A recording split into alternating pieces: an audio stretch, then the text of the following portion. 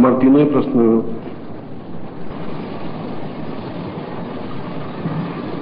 दूसरा और तीसरा प्रश्न आपस में जुड़ा हुआ है कि क्या शिष्य के ऊपर कोई ऋण होता भी है या नहीं, या मनुष्य के ऊपर कोई ऋण होता भी है या नहीं, और अगर होता है तो कैसे चुकाया जा सकता है। और तीसरा प्रश्न है कि अगर हम शिष्य हैं तो किस तरीके से हम विवेकानंद बन सकते हैं।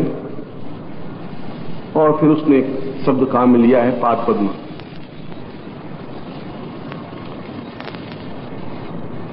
इसकी पृष्ठभूमि समझने के लिए तुम्हें विवेकानंद और पाद पद्म दोनों को समझना पड़ेगा।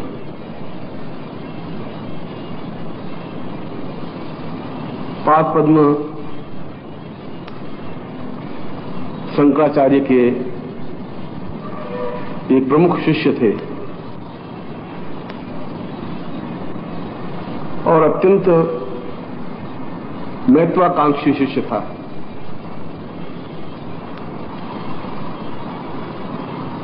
और उसने अपने जीवन में गुरु की बहुत सेवा की और सेवा के द्वारा साधनाएं प्राप्त की और साधनाओं के द्वारा सिद्धियां प्राप्त की और उस प्रकार की सिद्धि प्राप्त की कि जब वह जल गमन प्रक्रिया साधना सिद्ध कर रहा था या उसने जल गमन प्रक्रिया सीखी। जल गमन प्रक्रिया का मतलब है कि पानी पर भी उसी प्रकार से चल सके जिस प्रकार से कोई व्यक्ति जमीन पर चलता है, और जहां जहां पर उसके पानी पर पांव पड़ते थे वहीं पर स्वतः एक कमल खिल जाता था।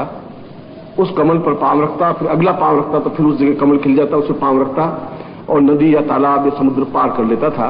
इसलिए पाद पद्म, जहां पर पद्म खिल जाए, कमल खिल जाए, जिस पर पांव पड़े, इसलिए उसका नाम पाद पद्म पड़ा। उसने इस प्रकार की साधना की, इस प्रकार की सिद्धि प्राप्त की।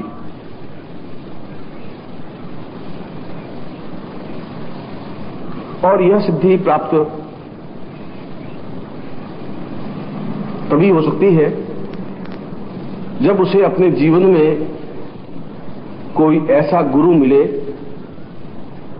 जो उसे सही ढंग से मार्गदर्शन दे सके। और सही ढंग से मार्गदर्शन देने के दोनों के कर्तव्य अलग अलग हैं। गुरु का कर्तव्य है कि बराबर शिष्य पर प्रहार करे, एकमात्र प्रहार करे, इसके अलावा दूसरा उसके पास में कोई विकल्प नहीं हो। और शिष्य के पास एकमात्र विकल्प है कि वह उस प्रहार को सहन करे। अगर उसमें सहन करने की क्षमता नहीं है तो शिष्य नहीं बन सकता, और उसमें प्रहार करने की क्षमता नहीं है तो गुरु नहीं बन सकता। क्योंकि अगर सोने पर प्रहार नहीं किया जाए तो सोने के आभूषण नहीं बन सकते, और सोने से देवताओं का मुकुट नहीं बन सकता।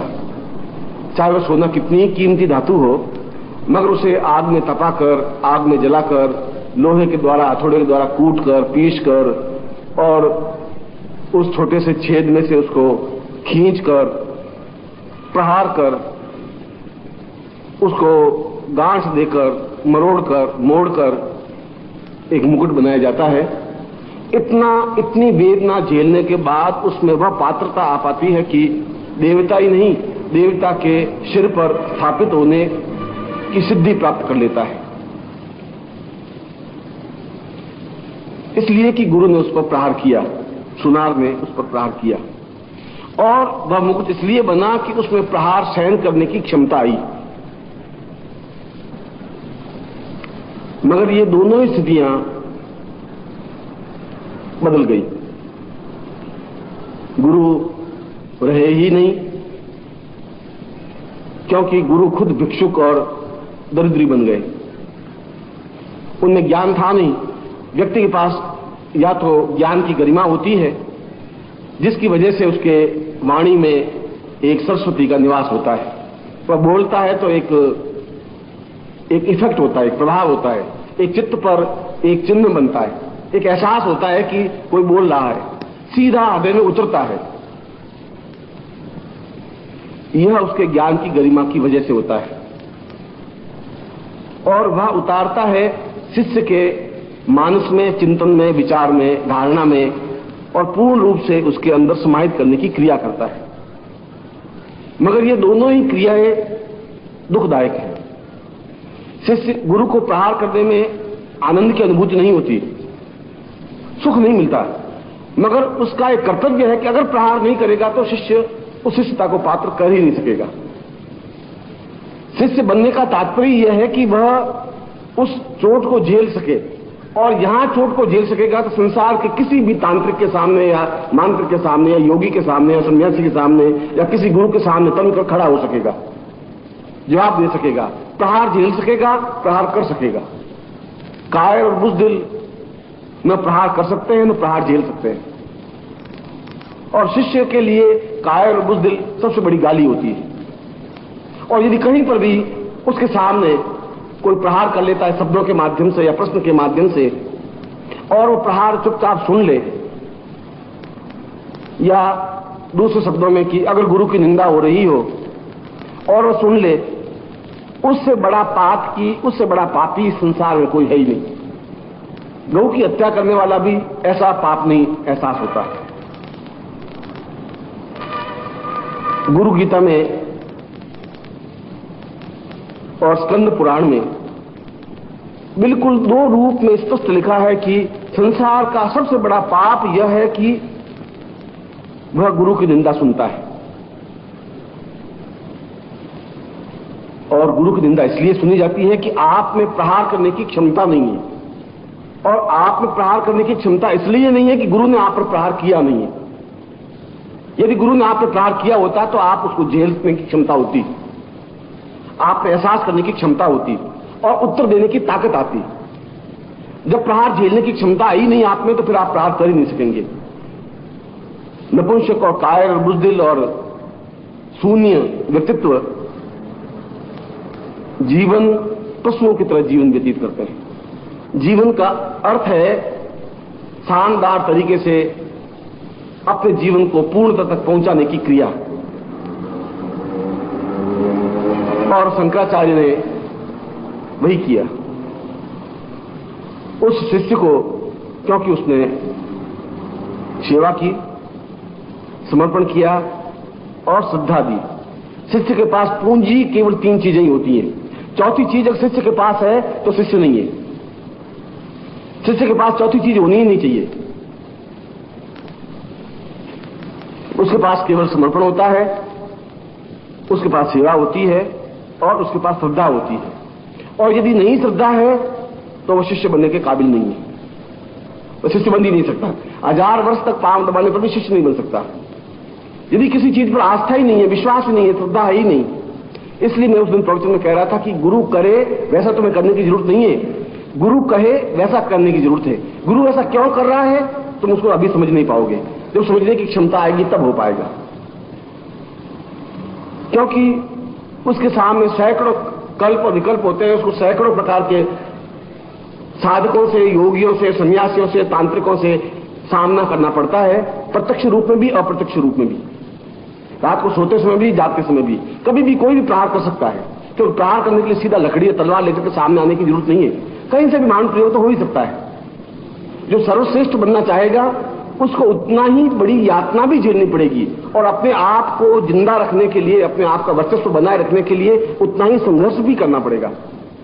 और वह जब संघर्ष करता है तो उसको किस तरीके से उसको संघर्ष करना पड़ता है वह गुरु जानता है। तुम अभी उस लेवल पर पहुंचे नहीं। और गुरु ऐसा क्यों करता है? इसलिए कि वह कायर बुज़दिल नहीं है, उस चुनौती का सामना करने में समर्थ है। यदि वो एक प्रहार करता है तो उसके ऊपर 4 प्रहार करने की क्षमता रखता है। मगर वो स्टेज तुम्हारी तब आती है जब तुम उस लेवल तक पहुंचते हो या गुरु तुम्हें पहुंचाता है। आज तुम उनके क्रियाकलापों को नहीं समझ पाओगे, उनके चिंतन को नहीं समझ पाओगे, क्योंकि अभी तुम में और उसमें उतना ही अंतर है जितना एक छोटे से पौधे में और पेड़ में होता है। पेड़ तूफान और आंधी को भी झेल करके खड़ा हो सकता है, गिरता नहीं है, और पौधा छोटी सी हवा तेज आने पर गिर जाता है, थोड़ी सी धूप पड़ने पर मुरझा जाता है। पेड़ नहीं गिरता, पेड़ मुड़ जाता भी नहीं, क्योंकि उसने उससे पहले कई अंधड़ तूफान देख चुका है। इसीलिए मैंने उसने कहा था कि शिष्य को गुरु की नकल करने की जरूरत नहीं है, वह जो कहे उसको करने की जरूरत है। इसको श्रद्धा कहते हैं। और अपने आप को पूर्ण रूप से समर्पण करने की क्रिया का भान होना चाहिए। इसलिए नहीं तुम्हारा समर्पण करने से गुरु की महानता नहीं बनती, गुरु की महानता उसके ज्ञान से है। आज तुम हो, कल को दूसरा आ जाएगा, तुमसे पहले कोई दूसरे शिष्य थे, कल और कोई दूसरे शिष्य आ जाएंगे, गुरु तो वही रहेगा अगर उसमें गुरुता है तो।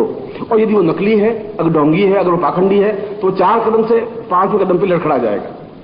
फिर वो पूरे भारतवर्ष में कहीं पर भी सीना तान के बोल नहीं सकेगा, क्योंकि बोलने के लिए उसको बड़ा हिम्मत और हौसला चाहिए कि न मालूम किस समय कौन चुनौती दे दे। वेद की चुनौती दे सकता है, शास्त्र की चुनौती दे सकता है, व्याकरण की चुनौती दे सकता है, कहीं पर भी कोई चुनौती मिल सकती है। और उस समय अगर वो नीचे हो जाता है, अगर वो जवाब नहीं दे पाता, तो मैं सोचता हूं उससे बड़ा अपमान गुरु का कुछ नहीं हो सकता शिष्यों के सामने। इसलिए उसमें समर्थता होनी आवश्यक होती है। इसीलिए शिष्य का और शिष्य को गुरुता प्राप्त करने के लिए समर्पण की भावना आवश्यक है। और समर्पण कि त्वदीयम वस्तु गोविंद तुभ्यमेवं समर्पित, मैं कुछ हूं नहीं। उस दिन मैंने कहा था कि तुम तो मिट्टी के लौंदे हो, न तुम दीपक हो न मिट्टी के घड़े हो। अभी तुम्हें कुछ बनाया ही नहीं गया है, इसलिए बनाया नहीं गया, तुम पे प्रहार किया ही नहीं गया। मिट्टी जैसे दिया बनने के लिए भी अगर इतनी प्रहार उस मिट्टी को झेलना पड़ता है, और तुम्हें अगर थोड़ा सा प्रहार करे तो तुम तिलमिला जाते हो, विचलित हो जाते हो, घबरा जाते हो। मैं सोचता हूं कि अगर तुम्हें वास्तव में एक घड़ा बनाना है सुस्वादु जल का, तो तुम्हें तो बहुत प्रहार करना चाहिए। उतना कि देख ले कि इस आदमी में 20 घंटे काम करने की क्षमता है, ये भी देख लेना चाहिए गुरु को।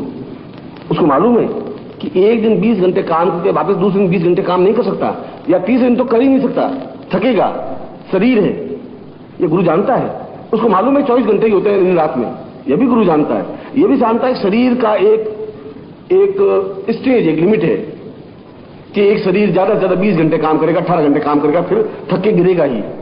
यह भी गुरु जानता है। फिर भी अगर तुम्हें 21 घंटे काम कराने के बाद फिर दूसरे दिन 21 घंटे का आज्ञा देता है, और फिर तीसरे दिन भी 21 घंटे की आज्ञा देता है, तो उसको जानते हुए भी वो आज्ञा दे रहा है, किसी को तर्क होगा, कोई चिंतन होगा। और ये तुम्हारा अपराध नहीं है, फिर भी तुम्हें गाली दे देता है 10 आदमियों के सामने, अकेले में नहीं, 20 लोगों के सामने फटकार देता है, और तुम तिलमिला जाते हो कि ये लो, मेरी तो गलती नहीं, और गुरुजी बस कान की कच्चे, किसी ने कह दिया, बोल गए। वो देख लेना चाहता है प्रहार करके कि क्या मैं उसको इस स्टेज पर खड़ा करने के तैयार है कि नहीं। और अगर आप ढोलक बजाना चाहें तो ढोलक की रस्सियों को खींचना पड़ता है, एक एक रस्सी को खींचना पड़ता है, और खींच करके बिल्कुल आवाज करती टुन की आवाज आनी चाहिए।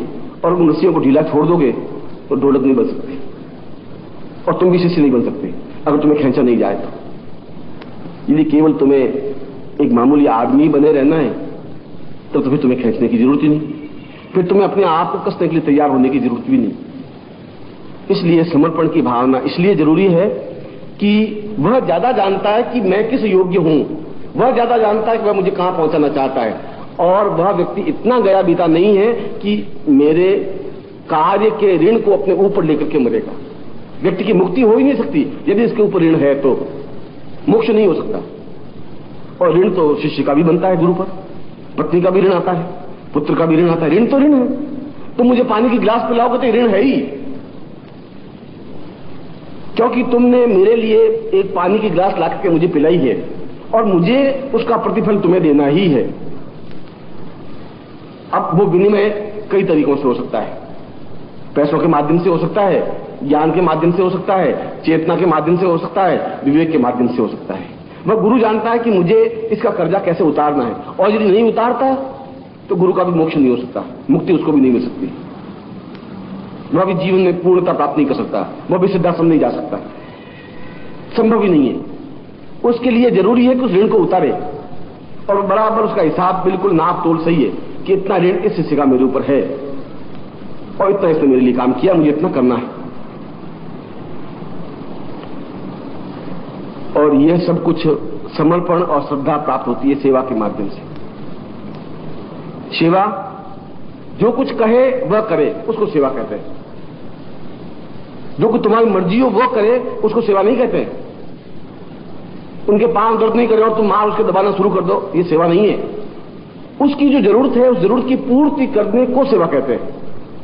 मैंने एक लेख दिया था निर्भयानंद का पत्रिका में 2-3 महीने पहले, और मेरा उस समय शिष्य था, 6 साल मेरे साथ रहा, 7 साल रहा, और मुझे आज भी उस शिष्य पर गर्व है। आज भी वह उतने ही प्यार, स्नेह और समर्पण के साथ मिलता है। मगर मैं उसका उल्लेख इसलिए कर रहा हूं कि वह ऐसा शिष्य बन गया था कि मेरी आंख झपकने को समझ जाता था कि गुरुजी क्या चाहते हैं। कहने की तो बात ही अलग थी, मेरी आंख थोड़ी झपकती, वो समझ जाता कि गुरुजी ये कहना चाहते हैं। इतना एक दूसरे से मिक्स हो गया था, इतना समझ गया था मुझे वो। मैं कहूं और करे, वह तो मामूली मनुष्य है। अगर मैं कहूं और करे ही नहीं, वह राक्षस है। मैं कहूं और करे, वह मनुष्य है। मैं नहीं कहूं और इशारा समझ के करे, वह देवता है। और मैं जो ही बराबर उसकी आंख मेरी आंख से मिली रहती, हर क्षण हर पल। मुझे उन 7 वर्षों में एक दिन भी याद नहीं है कि मेरे उठने के बाद उठा हो और मेरे सोने के पहले सोया हो। मुझे एक दिन भी याद नहीं है। मैं उठता तो बिल्कुल तैयार मिलता, और मेरे पांव दबाते दबाते मुझे नींद आती तो वो जाके सो जाते। उसने मुझे सेवा दी, समर्पण दिया, और मैंने भी उसको वह सब कुछ दिया जिसका वो पात्र था, अधिकारी था। इसलिए सेवा और श्रद्धा अगर आप देते हैं तो गुरु उस ऋण को अपने ऊपर नहीं रख सकता, कोई भी व्यक्ति नहीं रख सकता, यदि वह जीवन में मुक्ति मोक्ष चाहता है तो। इसलिए उस शिष्य में जब साधना का कुछ ज्ञान आना शुरू होता है तो उसमें अहम की प्रवृत्ति भी पैदा हो जाती है। ये उसका दुर्गुण है, ये शिष्य का दुर्गुण है। दुर्गुण इसलिए है कि उसके शरीर में वो गंदा खून है, इसको तुम नहीं दंड कर सकते, उसको मिटा नहीं सकते। कल भी मैंने उदाहरण दिया कि एक कामुक व्यक्ति हर क्षण इस चित्र में भी कामुकता को ही देखेगा, इस चित्र को देखेगा, वो इसको ध्यान जाए नहीं जाए नहीं जाए, पर यहां जरूर जाएगा ध्यान, क्योंकि उसकी वृत्ति कामुकता पूर्ण है ही। और यह कामुकता उसके जीवन की नहीं है तो उसके पिता के जीवन की मिली होगी, और पिता के जीवन के दादा के जीवन की मिली होगी, कि तो कई पीढ़ियों से उसका रक्त आ रहा है। वहां तक कि वशिष्ठ गोत्रोत्पन्नो हम, 10,000 वर्ष पहले जो मेरा पूर्वज वशिष्ठ था, मैं उसका हूं, उसके धागे से तुम आ रहे हो। अब उस बीच में खून कहां गंदा हुआ, खून तुम्हारे अंदर वही है, और उस खून का प्योरिफिकेशन गुरु करता है। खून को शुद्धता गुरु दे सकता है तब जब तुम्हारा ऋण गुरु पर चढ़े। अगर तुम्हारा ऋण गुरु पर नहीं है तो गुरु क्या करेगा? गुरु करेगा ही नहीं, कर भी नहीं सकता। गुरु आगे चलकर के समुद्र खुद आगे बढ़ के गंगोत्री के पास नहीं जाएगा कि गंगा तो आओ मुझे मिल लो, समुद्र नहीं जाएगा। गंगोत्री से गंगा खुद उतर करके समुद्र तक जाएगी। उस गंगा को जाना है समुद्र तक, समुद्र अपनी जगह से गंगोत्री के पास नहीं जाएगा। तो गंगा नहीं जाए, बीच में सूख जाएगी, फिर भी समुद्र अपनी मर्यादा नहीं छोड़ेगा। अगर तुम्हें शुद्ध अपना खून करना है और उस खून को शुद्ध करने के लिए अगर तुम तैयार हो तो फिर तुम्हारा रास्ता वही है, सेवा, समर्पण और श्रद्धा। ये 3 ही रास्ते हैं जिसके माध्यम से तुम अपने खून को बिल्कुल प्योरिफिकेशन कर सकते हो।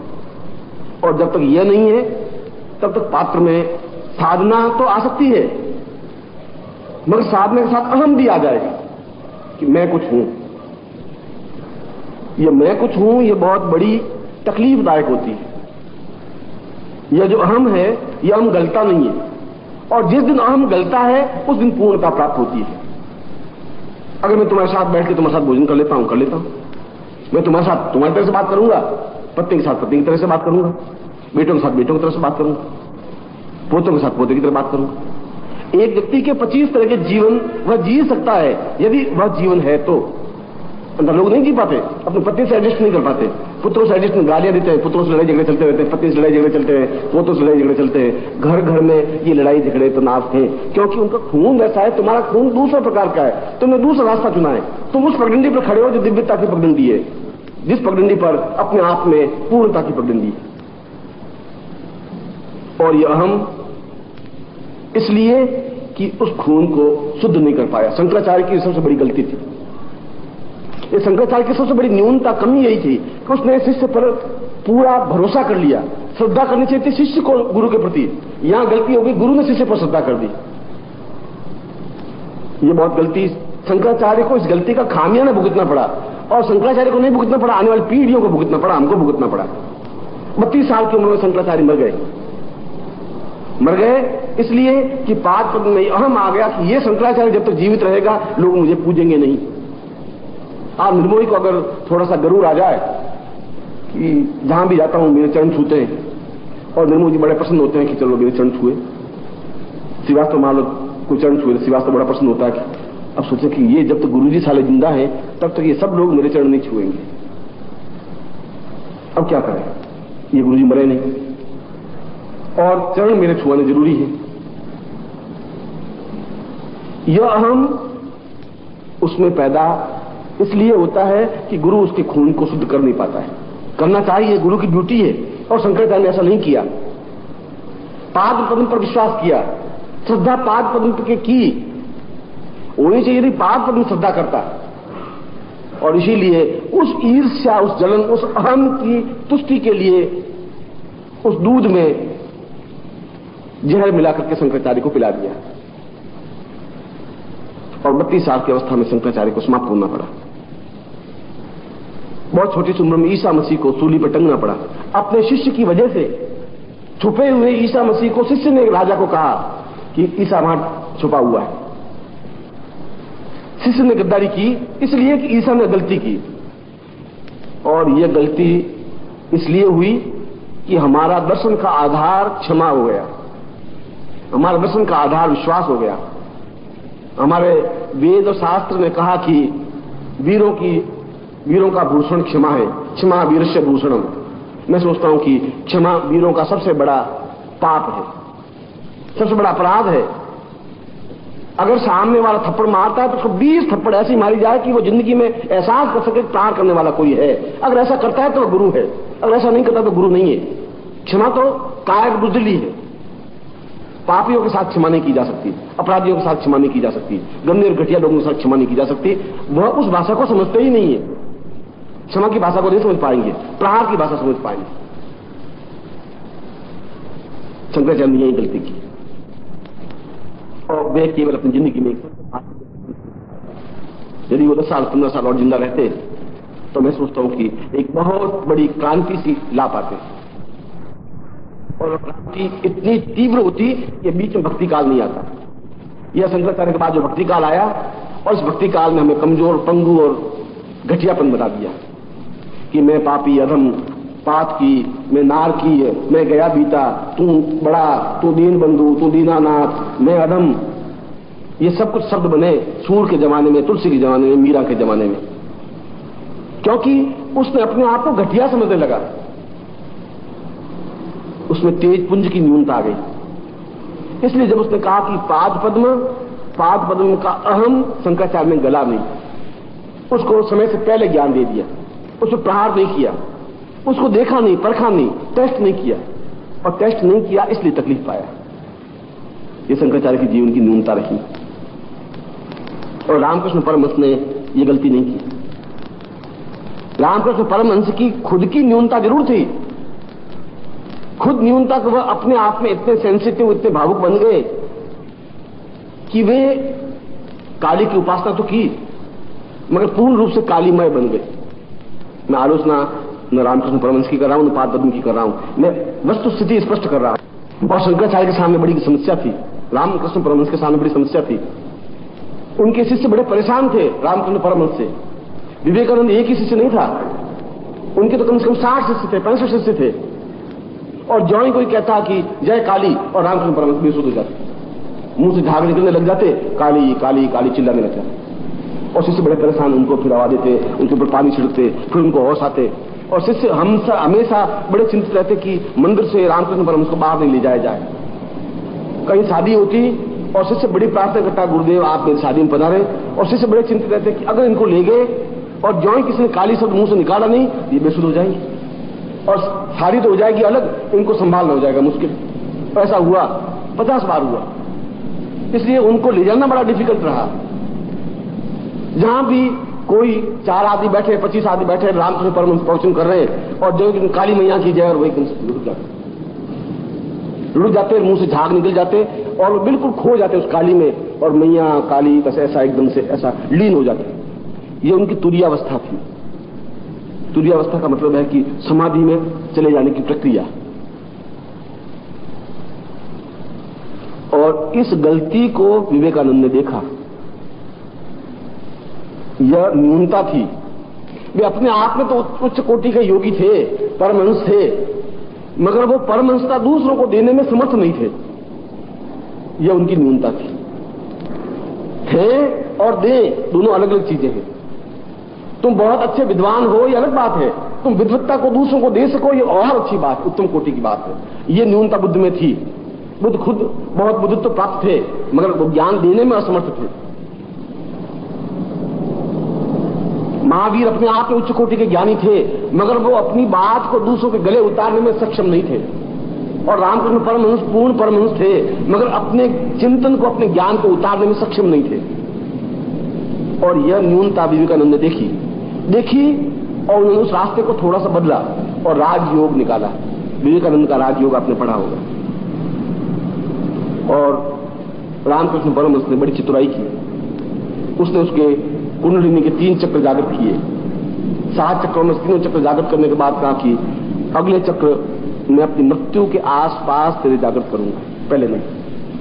अब विवेकानंद बड़े ही परेशान, बड़े ही व्याकुल, क्योंकि उन 3 चक्रों के जागृत करने का आनंद तो प्राप्त किया, मगर पूर्ण आनंद तो 7 चक्र जागृत करने पर ही होता। बड़े विवेकानंद परेशान, कैसे हो, क्या हो, इस आगे के चक्रों को जागृत कैसे किया जाए।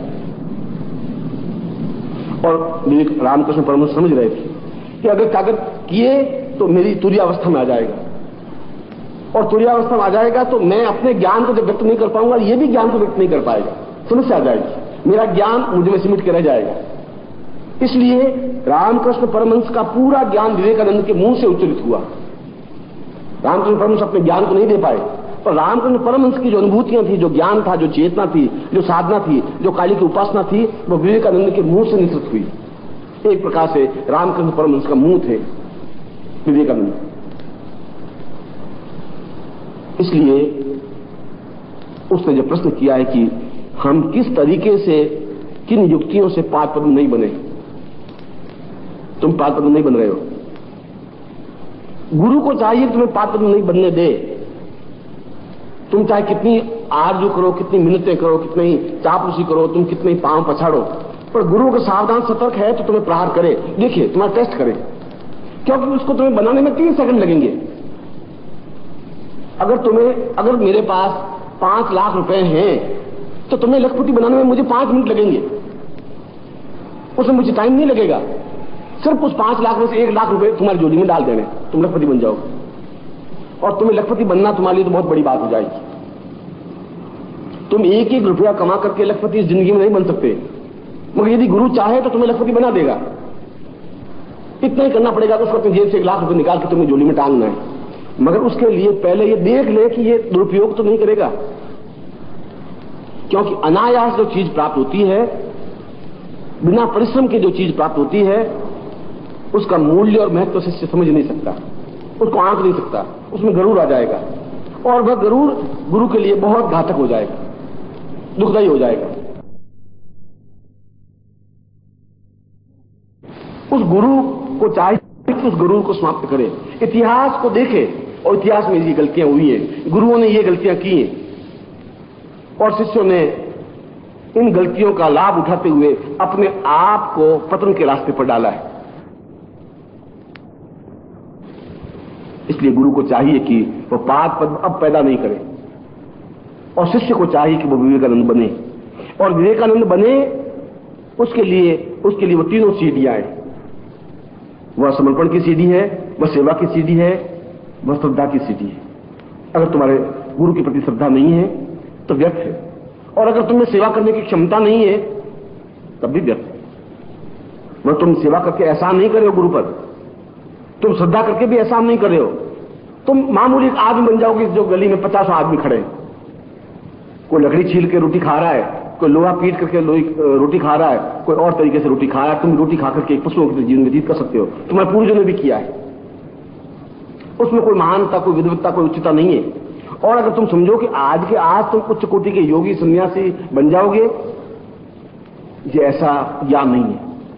इसके लिए मीरा ने कहा कि सूली ऊपर सहज पिया की किस विधि मिलनो हो। पिया तो बहुत सूली के ऊपर टंगे हुए हैं, ठेठ ऊपर है, अब वहां तक मैं कैसे जाके मिलूं? अगर मिलना है तो वहीं जाके मुझे मिलना पड़ेगा, क्योंकि वो नीचे उतरेगा नहीं, और मैं ऊपर जाऊंगा तो सूली की चुभन मुझे एहसास करनी ही पड़ेगी। और अगर सूली की चुभन महसूस करने की क्षमता है, वो दर्द झेलने की क्षमता तुम्हें अपने प्रीतम से मिल सकती है। और अगर तुम्हें उस ज्ञान के उस पुंज को प्राप्त करना है तो इस कसौटी पर तुम्हें निकलना ही पड़ेगा। इस एक ही कसौटी को तुम्हें झेलना ही पड़ेगा। वह जो प्रहार करे उसको तुम्हें सहन करना पड़ेगा, और फिर भी मुस्कुराना पड़ेगा, फिर भी श्रद्धा व्यक्त करनी पड़ेगी, मन से, हृदय से, चेतना से, प्राणों से, यहां तक कि तुम्हारे खून में मिल जाए।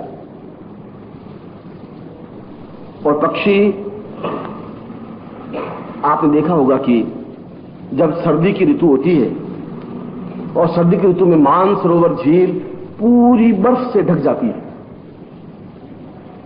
इतनी बर्फ से ढक जाती है कि उसके ऊपर फुटबॉल का मैदान बन जाता है, फुटबॉल खेला जा सकता है, हॉकी खेली जा सकती है, ऐसा मैदान बन जाता है। उस समय हंस उस मानसरोवर से उड़ते हैं और 3000 मील दूर पेड़ का आश्रय लेते हैं। छोटी सी झील जो तवांग झील है, उस झील का आश्रय लेते हैं, जो कि गर्म पानी की झील है। और तवांग झील एक ही झील है जिसका पानी बिल्कुल सर्दियों में भी गर्म रहता है। 3000 मील दूर, 1-2 हजार नहीं, कहां मानसरोवर, कहां तवांग। और वे हंस सर्दियों में 3000 मील दूर के वो तवांग झील में आश्रय लेते हैं, और उसी पेड़ पर आश्रय लेते हैं पिछले वर्ष जिस पेड़ पर रुके थे, उससे पिछले वर्ष जिस पेड़ पर रुके थे। वे पेड़ नहीं बदलते। अगर पेड़ हरा भरा है तब भी, और सर्दियों में पेड़ के पत्ते पूरे झड़ जाते हैं तब भी, वह हंस उसी पेड़ का सहारा लेता है। पक्षियों में भी इतनी समझदारी है। हम तो इतने गए बीते हैं कि आज इस गुरु को बनाते हैं, फिर कल उस गुरु को बनाते हैं, फिर हरिद्वार में एक गुरु को जाकर बनाते हैं, फिर मथुरा में एक गुरु को बनाते हैं, फिर देहरादून में जाके गुरु को बनाते हैं। हर रोज एक एक पेड़ बदलते रहते हैं और वह जिंदगी भटकती रहती है। वो हंस नहीं बदलते। हरा भरा पेड़ है तब भी उसी पेड़ पर आश्रय लेता है, और सूख डंठल पेड़ हो जाता तब भी वहीं पर आश्रय लेता है। वह जानता है कि आश्रय अगर मुझे मिलेगा तो यही मिलेगा। इसको श्रद्धा कहते हैं। और अपने आप को पूर्ण रूप से निमग्न कर देने की क्रिया, वह ज्यादा जानता है मुझसे, वह समझदार है, विवेकवान है, क्योंकि मुझसे ज्यादा बुद्धिमान लोग मिलते हैं उनसे और प्रभावित होते हैं। ये जितने बनिए लोग मुझे मिल रहे हैं, ये जितने सेठ साहूकार मिल रहे हैं, तुमसे ज्यादा अक्लमंद है, तुमसे ज्यादा चालाक है, तुमसे ज्यादा धूर्त है, और धूर्तता से लाखों रुपए कमाए उन्होंने, तुमसे ज्यादा मक्कारी उनमें है। और उनको भी आंख नीची करके खड़ा होना पड़ता है, क्योंकि मैं उससे भी ज्यादा तेजी के साथ बात कर सकता हूं। उनकी मक्कारी को मैं समझ लेता हूं, उनकी चालाकी को समझ लेता हूं, उनकी धूर्तता को समझ लेता हूं। वे जहां से बोलते हैं उनकी आवाज को पहचान लेता हूं। उनकी मक्कारी मेरे सामने चलती नहीं, उनकी धूर्तता भी मेरे सामने नहीं चलती। वो सैकड़ों लोगों को धूर्त जरूर बना सकते हैं, वे मक्कारी से दूसरे लोगों को शीशे में उतार सकते हैं, मुझे नहीं उतार पाते, क्योंकि मैं जानता हूं कि ये कहां से क्या बोल रहा है, इसकी आवाज कहां से निकल रही है। मैं तुरंत वहां उस घाव पर टच कर लेता हूं, तुम ये कर रहे हो, जी ऐसी कोई बात नहीं, ऐसी बात इस मेरे सामने चालाकी मत करो। मेरी जिंदगी में गेहूं के दाने बोए नहीं है, घास नहीं काटा जिंदगी में, फसल नहीं लिए। मैं तो मनुष्यों की फसल रोज पैदा करता हूं, रोज मनुष्य की फसल काटता हूं। मैं जानता हूं कि ये बेकार का दाना पैदा हुआ है, ये असली दाना पैदा हुआ है। इसमें 25, इस बाली में 25 दाने हैं, ये सूखी डंठल बाली, मैं जानता हूं। तो जिंदगी मैंने सुमितित कर दी। इसलिए तुम अगर आंख ऊंची उठाते तो मैं समझ जाता हूं तुम्हारी आंख में क्या है। तुम मेरे सामने कितने गिड़गिड़ा और हाथ नीचे मैं जान लेता हूं तुम कहां पर हो। पूरा बैरोमीटर मेरे सामने लगा हुआ है, और जिस क्षण मुझे एहसास होगा कि अब इनमें समर्पण आ गया है, तुम्हें कुंदन बना देने में मुझे कोई टाइम नहीं लगेगा, 1 सेकंड लगेगा। तुम्हारा 20 साल का परिश्रम तुम्हारा परिश्रम है। हो सकता है कि तुम एक लोहे से कुंदन बन जाओ 5 मिनट में, हो सकता है तुम्हें 5 साल लगे। वह तुम्हारे, क्योंकि मैंने तुम्हें बताया कि तुम्हारे पास ये 3 ही रास्ते हैं जिसके माध्यम से तुम लोहे से कुंदन बन सकते हो। मैंने तुम्हारा पास पत्र जला दिया है, जिसको तुम श्रद्धा, जिसको तुम्हें समर्पण, जिसको तुम्हें सेवा कहा जाता है। और सेवा वह जो तुम्हें काम सौंपे, वह जानता है कि तुम्हें लकड़ियों, ये किचन होए, तुम्हें लकड़ियां डालनी है, वह जानता है तुम्हें क्या काम सौंपा जा रहा है। तुम्हें इस बात का नहीं को क्यों सौंप रहा है। और तुम्हें मालूम होना चाहिए कि गुरु ग्रंथ साहब ने, सरदार पंजाब में, यदि कोई गलती करता है तो उसको क्या काम सौंपा जाता है? उसको सौंपा जाता है कि आने वाले लोगों के जूते साफ करने। तुमने बरनाला का नाम पढ़ा होगा, पंजाब के मुख्यमंत्री थे बरनाला। और जब उनको पंथ से निकाला गया और वापिस पंथ में लिया गया तो उसको सजा दी गई कि तुम गुरुद्वारा में बैठ के 24 घंटे जूते साफ करोगे। ये गुरु ग्रंथ साहब ज्यादा जानते हैं उनको क्या सौंपना है, ये गुरु ज्यादा जानता है तुम्हें क्या काम सौंपना है। इसलिए तुम पाद पद्म बन सको, विवेकानंद बन सको, तुम्हारे हाथ में। तो गुरु तो एक जगह खड़ा है। अब मैं वो गलती नहीं करूंगा जो बुद्ध ने गलती कर दी, जो महावीर ने गलती कर दी, जो शंकराचार्य ने गलती कर दी, मैं वो गलती नहीं करूंगा। उनकी जीवन की एक लिमिटेशंस थी, उनके जीवन की कुछ न्यूनताएं थी, कमियां थी, और मुझे उनकी कमियों को कहने में कुछ संकोच नहीं है। इसलिए संकोच नहीं है कि वो भले ही मेरे सामने खड़े नहीं हो, मगर उनके सैकड़ों अनुयायी मेरे सामने खड़े। हो सकता है लठ लेके खड़े हो जाए, आ जाए, ऐसा हो सकता है, ऐसा हुआ है। मगर यदि मुझे ताकत, मुझे क्षमता और मेरी बात में सत्यता है, तो इतिहास अपने आप इस बात को जवाब देगा। इतिहास अपने आप इस बात को कहेगा कि ये बात कह रहा है वो सही कह रहा है। ये उसके जीवन की न्यूनताएं अगर हैं तो मुझे शंकराचार्य की न्यूनताएं बतानी चाहिए, और उनके जीवन की विशिष्टता है तो मुझे विशिष्टता बतानी चाहिए। इसलिए गलत हो गया। समुद्र खुद गंगोत्री के पास जाकर खड़ा हो गया, यहां गलती हो गई। समुद्र को अपनी मर्यादाएं छोड़नी नहीं चाहिए थी। उसने पाद पद्म को वह ज्ञान दे दिया जब उसका अहम तोड़ा ही नहीं। जब अहम नहीं तोड़ा तो उसके मन में यह आ गया कि मुझे खुद को शंकराचार्य बन जाना चाहिए, और शंकराचार्य मैं तब बन सकता हूं जब मैं इनकी हत्या कर दूंगा। इतना जघन्य अपराध इसलिए हुआ कि उनका अहम गला नहीं, उनमें खून को स्पष्ट नहीं किया गया, खून को शुद्ध नहीं किया गया, खून में कहीं न कहीं मलिनता, कहीं न कहीं गंदगी रही। ये गुरु की ड्यूटी थी, ये शंकराचार्य की न्यूनता थी, ये शंकराचार्य की गलती थी, और उस गलती का परिणाम शंकराचार्य को भुगतना पड़ा। इसलिए यह ऋण जो श्रीवास्तव ने पूछा कि इन ऋणों को कैसे उतारा जाए, और निश्चित रूप से एक शिष्य पर गुरु का ऋण है। इसलिए ऋण है कि वह तुम्हें ज्ञान दे रहा है, और ज्ञान एक ऐसी चीज है जो प्राप्त नहीं हो सकती। भगवे कपड़े पहनने से ज्ञान प्राप्त नहीं हो सकता, चमकीले वस्त्र पहनने से ज्ञान नहीं मिल सकता, ऊंचे सिंहासन पर बैठने से ज्ञान प्राप्त नहीं हो सकता, 5000 अनुयायियों की फौज पीछे खड़ी करके ज्ञान नहीं प्राप्त हो सकता, और 10,000 लोगों से जयकारा करवाने पर भी ज्ञान नहीं मिल सकता। मैं 5-5 रुपए खर्च करके 100 शिष्यों को, सन्यासियों को इकट्ठा कर सकता हूं। ऐसे भिखमंगे बहुत है हरिद्वार में, ऐसे इलाहाबाद के कुंभ में बहुत है, जिनको कहे एक दिन का 10 रुपए तुम लो और तुम खड़े हो जाओ, और 5000 सन्यास भगवे कपड़े पहने खड़ा कर दूंगा, बोल नानक सिंह की जय, बोल नानक सिंह की जय करवा सकता था। और तुम लोग आश्चर्य को गुरु जी बहुत महान है, 10,000 सन्यासी जयकार बोल रहे हैं, ऐसा नाटक भी कर सकता था। मुझे तो केवल 5000 रुपए खर्च करने होते, और मुझे इसकी जरूरत नहीं है। नाटक वो करता है जिसमें कुछ होता नहीं, जिसमें ज्ञान की गरिमा नहीं होती है। जो है वह कुंभ के अवसर पर भी उसी दहाड़ के साथ बोल सकता है। शंकराचार्य सुन रहे हैं तो सुन रहे हैं, वह बोल देता है। और शंकराचार्य मुझसे 20 कदम पर दूसरे टेंट में सुन ही रहे होंगे, क्यों मैं तो माइक पे बोल रहा था। मुझे इस बात की चिंता नहीं है। हकीकत और सत्य को अगर मैं जिस दिन बोलना बंद कर दूंगा उस दिन मैं गुरु रह भी नहीं सकता। मुझे अपने आप को गुरु कहलाने का अधिकार भी नहीं, हक भी नहीं है।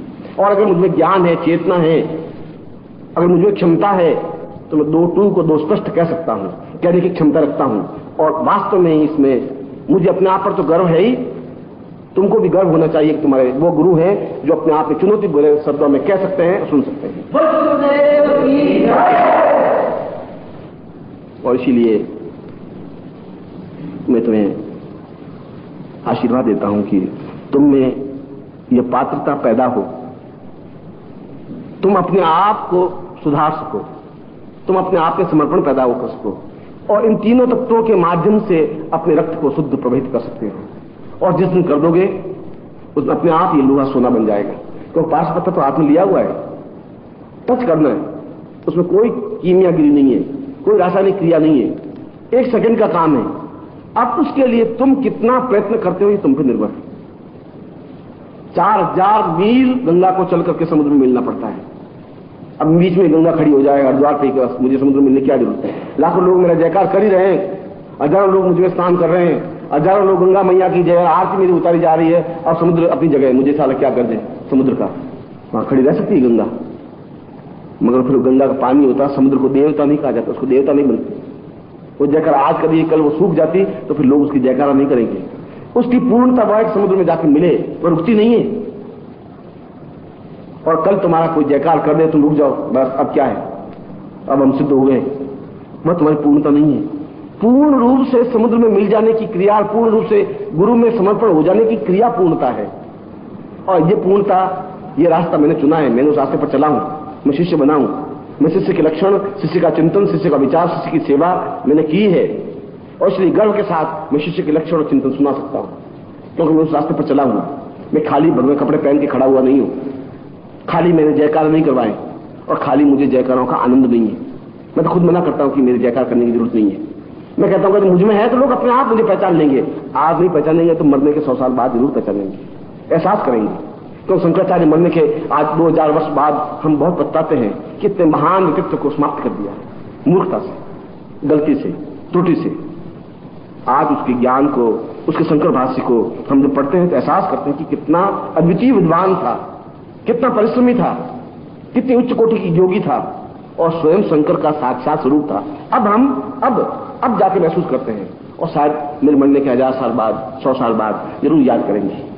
मैं करेंगे तब वह व्यक्तित्व सामने नहीं होगा जिससे हम बतिया सकेंगे, बात कर सकेंगे, जिनके चरणों में बैठ सकेंगे, जिससे आनंद ले सकेंगे, जिससे ज्ञान प्राप्त कर सकेंगे। बहुत जीवन की न्यूनता हो जाएगी। ईश्वर करे तुम्हारी आंखें खुले, तुम्हारा तीसरा नेत्र जागृत हो, तुम सामने वाले स्वरूप को पहचान सको, तुम्हें ज्ञान का एक अवगाहन पैदा हो सके, और तुम्हें श्रद्धा, समर्पण और सेवा आ सके। मैं तुमको ऐसा ही आशीर्वाद दे रहा हूं।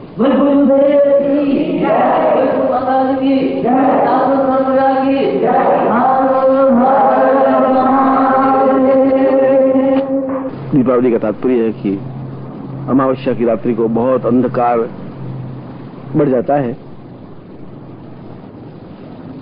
उस अंधकार को बढ़ाने के लिए और कम करने के लिए दीप जलाते हैं। वह तो एक सांसारिक क्रिया और प्रतिक्रिया है। तुम एक नई भावभूमि, एक नया चिंतन लेकर के मेरे सामने बैठे हो। मुझे याद आ रहा है कि गीता में कृष्ण ने एक लाइन कही थी, और एक बड़ी सुंदर पंक्ति है। 18वां अध्याय उसका अंतिम अध्याय है, और 18वें अध्याय में गीता में कृष्ण ने कहा है कि सर्वे विश्वम वदाम्यव्यम अंधकार विनश्यति द्विशतम पूर्णमेवेतम पूर्णमेवावशिष्यतम। मैं कृष्ण कह रहा है कि मैं इस समस्त भूमंडल को बदल सकता हूं। महाभारत तो छोटी चीज है। मैं समस्त भूमंडल पर से अंधकार मिटा सकता हूं यदि मुझे 200 व्यक्ति मिल जाएं। गीता जैसा महान ग्रंथ में कृष्ण जैसा महान व्यक्तित्व कह रहा है कि मुझे केवल 200 व्यक्ति चाहिए और मैं पूरे इस विश्व के अंधकार को मिटा सकता हूं। और ठीक उससे 2500 वर्ष बाद, 2500 वर्ष एक कालखंड है जिसको ब्रह्मा का एक दिन कहा जाता है। पूरे 2500 वर्ष। और कृष्ण के ठीक 2500 वर्ष बाद बुद्ध पैदा हुए, और बुद्ध ने भी अपने ग्रंथ में धम्मपद में एक ही पंक्ति लिखी स्पष्ट रूप से अंत में, जहां धम्मपद समाप्त होता है और आनंद उनका जो शिष्य है क्या चाहते हैं, कैसा विचार है। और बुद्ध भी एक ही बात कह रही है, धम्म एव सह द्विशतः सपरियेवः। मैं निश्चय ही इस बुद्धत्व को पूरे भारतवर्ष में फैलाना चाहता हूं, जो कुछ मैंने प्राप्त किया है। और उनका बुद्धत्व का तात्पर्य है बहुत अंदर गहराई में जाकर के विश्व से तादात्म्य में स्थापन करने की क्रिया। कभी बुद्ध पर बोलना होगा तो मैं समझाऊंगा तुम्हें, मगर वो भी धम्मपद में यही कह रहा है, द्विशतम 200 व्यक्ति मुझे मिल जाए तो मैं बुद्धत्व को पूरे भारतवर्ष में फैला सकता हूं। मैं समझ रहा हूं कि जो बात कृष्ण ने कही ठीक वही बात बुद्ध ने भी कही, कुछ अंतर नहीं। कोई पंक्ति में कोई 205 भी नहीं कहे, 200 ही कहे। और मैंने तुम्हें बताया कि कालखंड 2500 वर्षों का एक कालखंड होता है, और ठीक बुद्ध के बाद इस समय हम 2500 वर्षों के बाद बैठे हुए हैं। ठीक 2500 वर्ष हो गए, अभी बुद्ध जयंती 2500 वर्ष मनाई। और मैं भी तुम्हें एक ही बात कह रहा हूं कि अगर मुझे 200 व्यक्ति मिल जाएं तो मैं इस पूरे भारतवर्ष के संसार से अंधकार को मिटा सकता हूं।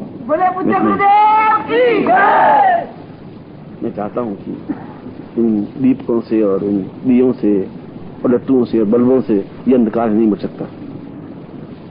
ये जितना अंधकार फैलता जा रहा है उसके लिए फिर मैं वही उस गीता की या धम्मपद की पंक्ति को दोहरा रहा हूं, क्योंकि उनके मन में भी एक ही तनाव, एक ही टेंस, एक ही छटपटाहट थी कि मुझे 200 व्यक्ति मिल जाए जो पूर्ण रूप से समर्पित हो सके, फना होने की क्रिया जानते हो।